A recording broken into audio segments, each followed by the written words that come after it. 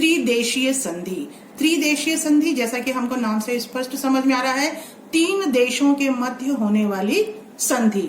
संधि का अर्थ होता है आपस में जोड़ना। 3 देश आपस में जुड़े, ये कहकर इस शर्त के साथ में कि अगर कोई चौथा देश उन पर आक्रमण करता है तो वो एक दूसरे की सहायता करेंगे। अब आवाज आ रही है आपको?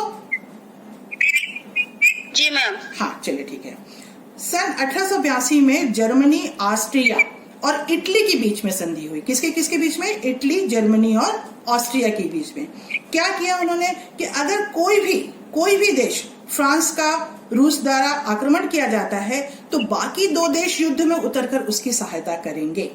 अगर जर्मनी पर, अगर ऑस्ट्रिया पर और अगर इटली पर, चाहे फ्रांस आक्रमण करे। फ्रांस क्यों कर सकता है जर्मनी पर आक्रमण? क्योंकि जर्मनी ने फ्रांस की जगह ले ली थी।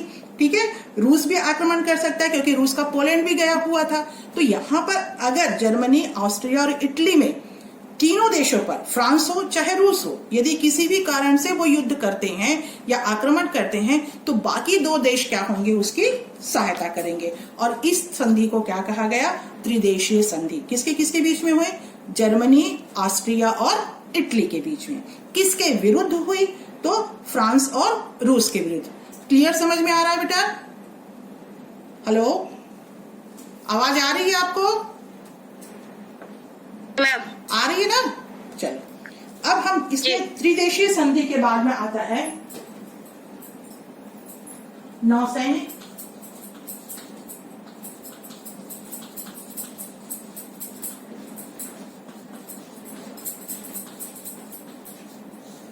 मैंने आपको बताया कारण में, और इसके तात्कालिक कारण आपके आए।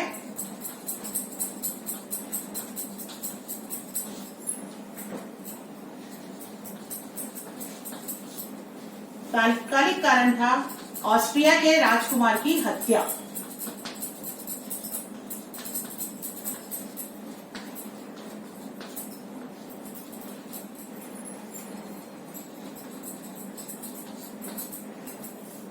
अब 3 देश जब आपस में संधि किए, आपस में जुड़े, तो उसी तरीके से हुआ त्रिदेशीय समझौता। यहां पर जब जर्मन, ऑस्ट्रिया और इटली मिलकर संधि किए तो रूस और फ्रांस को यह लगा कि हम अलग अलग हो गए। इन देशों ने मिलकर अपनी ताकत बढ़ा ली है, और यदि इन देशों ने अपनी मिलकर ताकत बढ़ाई और हम अलग क्यों हुए? तो उन्होंने क्या किया? जर्मनी जो ताकत बढ़ा रहा था उससे चिंतित होना स्वाभाविक था, है ना। ब्रिटेन भी जर्मनी की नौसैनिक ताकत से चिंतित था। ब्रिटेन क्यों चिंतित हुआ? क्योंकि अभी तक समुद्र पर किसका अधिकार था? ब्रिटेन का। लेकिन जर्मनी क्या चाह रहा था? नौसैनिक अधिकार प्राप्त करना चाह रहा था। तो इन त्रिदेशीय संधि से, 3 देशों की संधि से, जर्मनी, ऑस्ट्रिया और इटली के संधि से क्या हुआ? फ्रांस, रूस और ब्रिटेन भयभीत हुए। तो स्वाभाविक था इन तीनों में एकता हुई। ये तीनों मिलकर एक होने का प्रयास किए।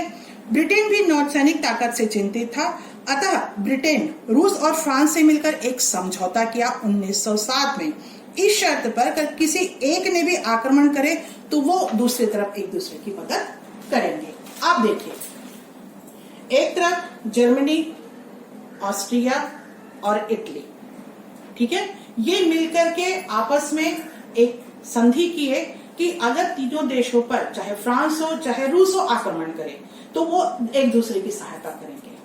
अब फ्रांस और रूस को ये लगा अगर ये तीनों एक है तो हम 2 अकेले हो गए, और जब हम 2 अकेले हो गए तो स्वाभाविक था इनको चिंता होना। दूसरी तरफ ब्रिटेन जर्मनी की बढ़ती हुई नौसैनिक ताकत से परेशान था, क्योंकि अगर वो नौसैनिक ताकत बढ़ा लेता, अगर समुद्र में चलने वाली अपनी क्षमता को बढ़ा लेता, तो स्वाभाविक है औद्योगिकरण में ब्रिटेन से आगे निकलने की कोशिश करता। आवाज आ रही है? ब्रिटेन से आगे निकलने की कोशिश करता वो। तो ब्रिटेन से आगे निकलने की कोशिश ना हो या ब्रिटेन से वो आगे ना बढ़े करके ब्रिटेन भी चिंतित था। अतः इन तीनों के विपरीत कौन कौन खड़े हुए? रूस, फ्रांस और ब्रिटेन, इन तीनों ने मिलकर फिर एक समझौता किया, और इस समझौते को कहा गया त्रिदेशीय समझौता। एक हुई त्रिदेशीय संधि जर्मनी, ऑस्ट्रिया और इटली के बीच में, और इनसे भयभीत होकर या इनकी ताकत के बराबर खड़े होने के लिए दूसरी तरफ संधि हुई आपकी किसके बीच में? रूस, रूस, फ्रांस और इंग्लैंड। जब ये तीनों देश रूस, फ्रांस और ब्रिटेन ने समझौता किया तो इनके बीच में ये बात रही कि अगर इन देशों पर जर्मनी या उसके जो मित्र देश हैं वो आक्रमण करते हैं तो बाकी दो देश क्या करेंगे, इनकी सहायता करेंगे। अब देखिए विश्व दो गुटों में कैसे बटा।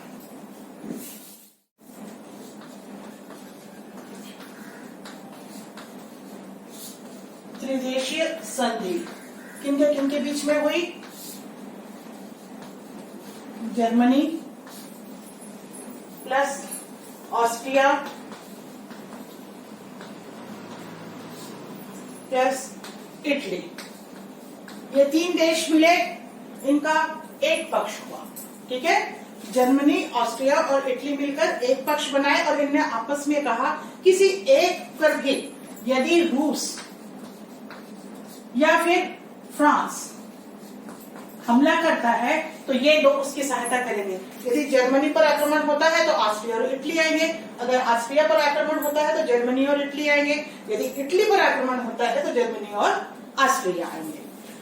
अब जर्मनी की ताकत बढ़ गई क्योंकि उसके साथ दो शक्तियां जुड़ी। इनके आपस की इस संधि को देखते हुए त्रिदेशीय समझौता हुआ। दूसरा हुआ त्रिदेशीय समझौता, तीन देशों का आपस में मिलकर समझौता। इसमें ये दो तो थे ही, रूस और फ्रांस। रूस और फ्रांस थे। तीसरा देश इसमें जुड़ा आपके साथ, ब्रिटेन।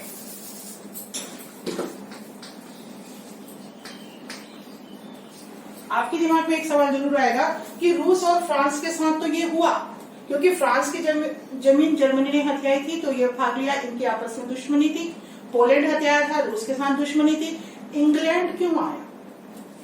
इंग्लैंड जर्मनी की बढ़ती हुई नौसैनिक शक्ति, समुद्र पर नौसैनिक शक्ति से परेशान था। अगर नौसैनिक शक्ति जर्मनी बढ़ाता है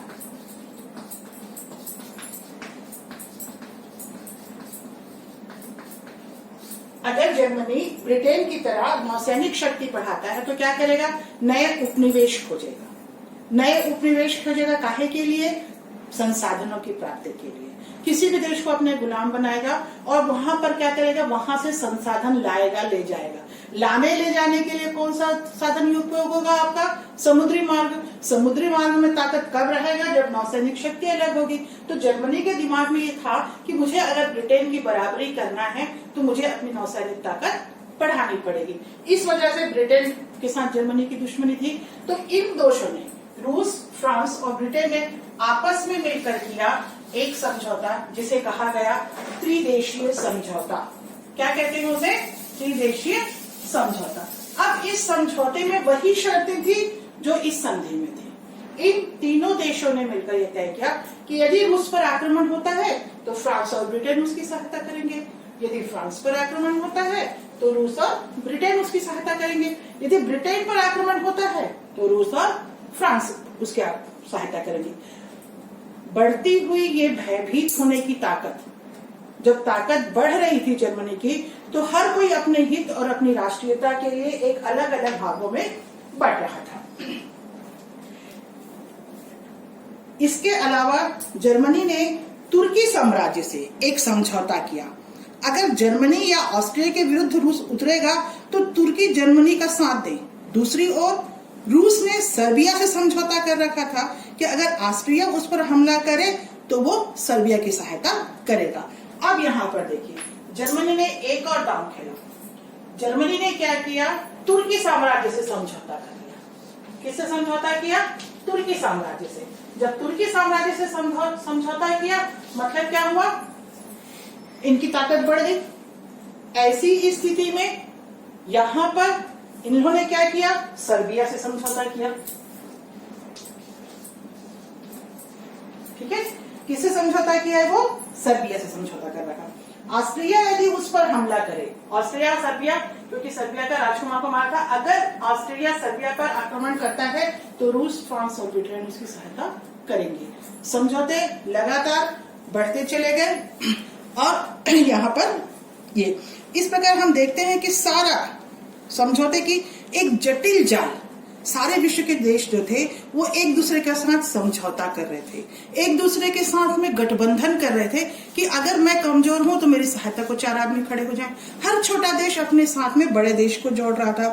पूरा यूरोप 2 बड़े गुटों में बट गया, एक तरफ जर्मनी और दूसरी तरफ ब्रिटेन के नेतृत्व वाले। मतलब मुखिया कौन थे? एक तरफ तो पहला मुखिया कौन हो गया? जर्मनी, और दूसरा मुखिया कौन हुआ? ब्रिटेन। एक जर्मनी था मुखिया और दूसरी तरफ में ब्रिटेन था।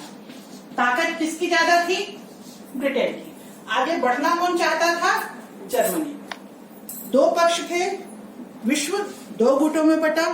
एक गुट का प्रतिनिधित्व किया जर्मनी ने, तो दूसरे गुट का प्रतिनिधित्व किया ब्रिटेन ने। दोनों गुटों के बीच तनाव बढ़ रहा था। ऐसी स्थिति में सर्बिया के राष्ट्रवादी ने ऑस्ट्रिया के राजकुमार और उसकी पत्नी की हत्या की, जो हमने तात्कालिक कारण देखा, और उसके परिणाम स्वरूप प्रथम विश्व युद्ध हुआ है। तो अब यहाँ पर आप देखेंगे कि प्रथम विश्व युद्ध किसे कहते हैं? ऐसा युद्ध जब विश्व 2 भागों में विभाजित हुए और विश्व के सभी राष्ट्र प्रत्यक्ष या अप्रत्यक्ष रूप से उससे प्रभावित होते हैं, तब हम उसे कहते हैं विश्व युद्ध। प्रथम विश्व युद्ध कब से कब तक चला? अगस्त 1914 से लेकर के 1918 के बीच में। कारण क्या थे? आपस की साम्राज्यवाद की नीति, आपस में राष्ट्रवाद की नीति। हर कोई अपने राष्ट्र को आगे बढ़ाना चाहता था, हर कोई अपने राष्ट्र की सीमा को आगे बढ़ाना चाहता था। ऐसी स्थिति में विश्व युद्ध का परिणाम आया। यहाँ पर एक चीज आप समझिए कि जब विश्व युद्ध का शुरुआत हुआ, सबसे पहले जर्मनी की महत्वाकांक्षा, जर्मनी ब्रिटेन से आगे निकलना चाहता था। हमने पिछली बार भी अध्ययन किया था तो ये स्पष्ट था कि ब्रिटेन में औद्योगिक क्रांति सबसे पहले आई थी और जर्मनी ब्रिटेन की बराबरी करना चाहता था। वो चाहता था कि जितने ब्रिटेन के उपनिवेश हैं उतने मेरे बन जाए। अब सिर्फ जर्मनी ही नहीं, विश्व के और दूसरे और भी राष्ट्र थे, चाहे वो ऑस्ट्रेलिया हो, चाहे वो फ्रांस हो, चाहे वो रूस हो, चाहे वो इंग्लैंड हो, हर कोई औद्योगिक क्रांति में आगे आना चाहता था। लेकिन ब्रिटेन की बराबरी करने की स्थिति में कोई भी नहीं था। ऐसी स्थिति में अगर इनको औद्योगिक प्रगति करनी है तो कहीं ना कहीं ब्रिटेन से टकराना तय था। जर्मनी ने अपनी नौसैनिक ताकत बढ़ाई ताकि अपने यहाँ उद्योग लगा सके, उन उद्योगों के कच्चे माल के लिए उपनिवेश बना सके और उपनिवेशों से कच्चा माल ला करके अपने उद्योगों को आगे बढ़ा सके। यहाँ पर जर्मनी के कारण, फ्रांस के कारण, रूस के कारण हर किसी की ताकत तो थी लेकिन उतनी नहीं थी। इन युद्धों में आपस में समझौता हुआ, ये सब आपस में एक दूसरे से डरने लगे कि वो मुझसे आगे ना निकल जाए, वो मुझसे ना निकल जाए। ऐसी स्थिति में जर्मन, इटली और ऑस्ट्रिया के बीच में एक समझौता हुआ। जब इनका समझौता हुआ तो इन्होंने क्या कहा कि कहीं ना कहीं यदि जर्मनी पर आक्रमण होता है तो एक दूसरे की सहायता ये करेंगे।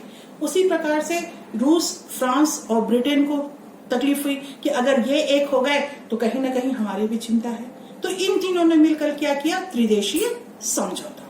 जब ये तीनों मिलकर त्रिदेशीय समझौता किए तो त्रिदेशीय संधि वालों ने क्या किया? जर्मनी ने क्या किया? तुर्की साम्राज्य के साथ में समझौता कर लिया और अपनी ताकत बढ़ा ली। तुर्की साम्राज्य को समझौता देख करके फ्रांस और इन्होंने क्या किया? ब्रिटेन ने सर्बिया को अपने साथ कर लिया कि अगर ऑस्ट्रिया सर्बिया पर आक्रमण करता है तो रूस उसका पक्ष लेगा, ब्रिटेन उसका पक्ष लेगा। ऐसे धीरे धीरे करके विश्व के सारे राष्ट्र इस युद्ध में सम्मिलित होते चले गए। अंदर से तनाव, अंदर से क्रोध, ये तब जाके पनपा जब ऑस्ट्रिया के राजकुमार की हत्या सर्बिया के एक व्यक्ति ने कर दी। ऑस्ट्रिया सर्बिया पर अपना अधिकार चाहता। सर्बिया एक छोटा सा देश है, यदि आप नक्शे को बहुत ध्यान से देखें तो आपको दिखाई देगा कि ऑस्ट्रिया के बाजू से सर्बिया, ये जो हरा सा दिख रहा है, ऑस्ट्रिया के बाजू बहुत छोटा सा देश है। ऑस्ट्रिया अपने साम्राज्यवाद की वजह से सर्बिया को अपने हक में करना चाहता था, अपने अधिकार में लेना चाहता था। सर्बिया के लोगों को ये चीज पसंद नहीं आई। क्यों पसंद आती कि हमारा देश कोई ले जाए? सर्बिया के मन में ऑस्ट्रिया के लोगों के प्रति घृणा की भावना थी और ऐसे ही मौका लग गया एक व्यक्ति को और इसने क्या किया? सर्बिया के राजकुमार की हत्या कर दी। जब सर्बिया के राजकुमार की हत्या हो गई तो ऑस्ट्रिया को मौका मिल गया सर्बिया पर आक्रमण करने का, और सर्बिया पर आक्रमण ऑस्ट्रिया ने कर दिया। जैसे ही सर्बिया पर आक्रमण ऑस्ट्रिया का होता है, जर्मनी तुरंत उसकी सहायता के लिए आ जाता है ऑस्ट्रिया के, क्योंकि पहले वो गठबंधन कर चुके हैं कि अगर ऑस्ट्रिया पर आक्रमण होगा तो इटली और जर्मनी दोनों साथ देंगे। तो जैसे ही सर्बिया पर आक्रमण करता है ऑस्ट्रिया, जर्मनी उसका साथ देता है।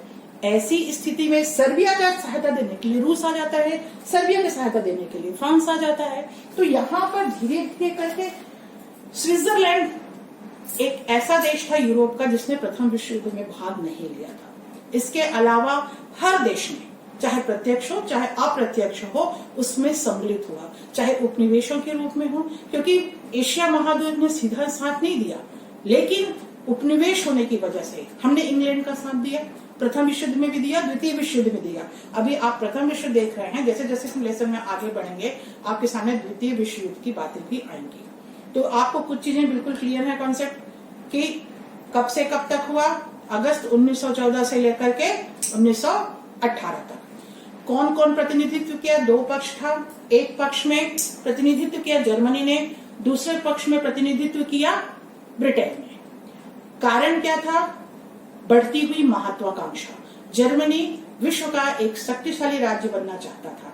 जर्मनी नौसेना में, उद्योगों में, हर किसी में आगे होकर ब्रिटेन से आगे बढ़ना चाहता था, जबकि उस समय सत्ता ब्रिटेन की सबसे बड़ी थी। विश्व का ऐसा कोई महाद्वीप नहीं था जहां ब्रिटेन के उपनिवेश स्थापित ना हो। जर्मनी वो स्थिति अपनी स्वयं की पाना चाहता था, और उस स्थिति को पाने के लिए उसे उपनिवेश चाहिए, उसे उद्योगों की स्थापना चाहिए। जब वह उद्योग और उपनिवेश की स्थापना के लिए देखता है तो या तो दो स्थिति है, या तो ब्रिटेन से वो उपनिवेश छीन ले या फिर नए उपनिवेश देखे।